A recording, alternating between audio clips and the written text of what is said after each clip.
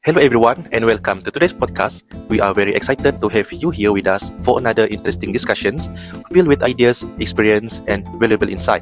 In the first episode, we will be talking about product line and introduction of Grab organization. So let's start with our CEO today, Ms. Jovita. So what do you think Grab came to be and did it change over time to become what it is today?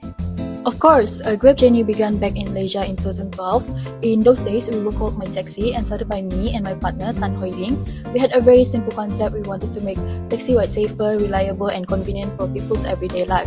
But as the platform started to grow and more users came on board across Southeast Asia, we realized that the opportunity was much bigger than just taxi booking. So in 2016, we made a huge leap to rebranding as Grab. We started offering different services from GrabCar to GrabFood and GrabPay for digital payments, and over time, that's how we evolved into what people now call as Super App. Grab isn't merely a transportation company today. We've become a platform that connects millions of users, drivers, and businesses across the region. But at the core of everything we do, our mission hasn't changed. It is still about making everyday life easier, more convenient, and more accessible for everyone. Thank you, Ms. Jovita. So, Grab began as a taxi app, but has since grown into a super app loaded with many services, and even with the large size of this super app, it is still the main taxi service that is easier and more convenient. So, let's dig deeper with our business analyst and learn more about the business of e-hailing. As a business analyst from the e-hailing industry, I will put my thumb on Grab being a good representation that the e-hailing industry goes beyond the initial business model. The very basis of e-hailing was to link drivers with passengers via digital platform, but due to intense competition, thin profit margins and high operational costs, companies in this industry rarely survive by offering transport service alone. From an industry outlook, this is not going to happen as an option. It's something that has to happen.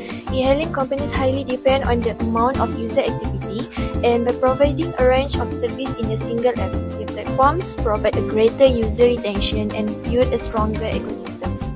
Grab's strategy highlights how the expansion of its product lines takes a major step towards the sustainability of the e-hailing against rivals such as Gojek.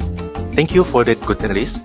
In conclusion, companies such as Grab in the e-hailing business do not have the luxury of just focusing on the transportation component. Rather, they need to diversify their products to remain competitive, keep their customers, and going sustainable in the long term. Let's now hear from a specialist in green technology, briefly explain Grab history, its journey to becoming one of the leading technology platforms in Southeast Asia, and their core of business. Grab eventually turned into a super app of the Southeast Asian region, where mobility, activity, delivery, financial, technology, services, and merchant support services could be found in a single digital platform. This expansion approach extends Grab's reach of the potential customers, connectivity across platform, and competitiveness in terms of the regional digital economy. Within the context of the green technology, Grab is a great case study in a technology road mapping, as they are constantly improving how they use technology and the services in alignment with their customers' needs, new market vision, and environmental sustainability priorities to enhance their overall operational efficiency while decreasing the fuel consumption and the environmental footprint of their operations. Grab has already begun to implement ESG initiatives, including the use of electric vehicle, route optimization technology, and digital solutions for operational efficiency.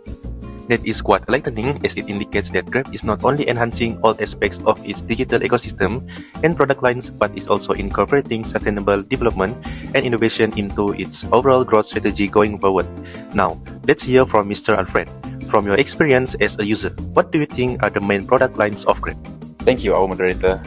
From my experience, I believe Grab has its primary product as Grab Ride, Grab Food, and Grab Pay, Grab Mart for groceries, and also Grab Express for delivery. But I have not yet tried, so I can't comment on these. A lot of these interesting working services is very interesting. For example, I'm able to place an order and pay for the food using Grab Pay. This also proves that Grab has a diligent effort in creating their own integrated system, and it is stated to be part of their technology roadmap, as each other supports the other in enhancing the user's experience. We have come to the end of today's podcast. Thank you so much to our guests of sharing great ideas and opinions. We truly appreciate your time and contribution. Don't forget to stay with us for more exciting episodes in the future. Until next time, take care, stay positive. Thank you for listening, and see you again.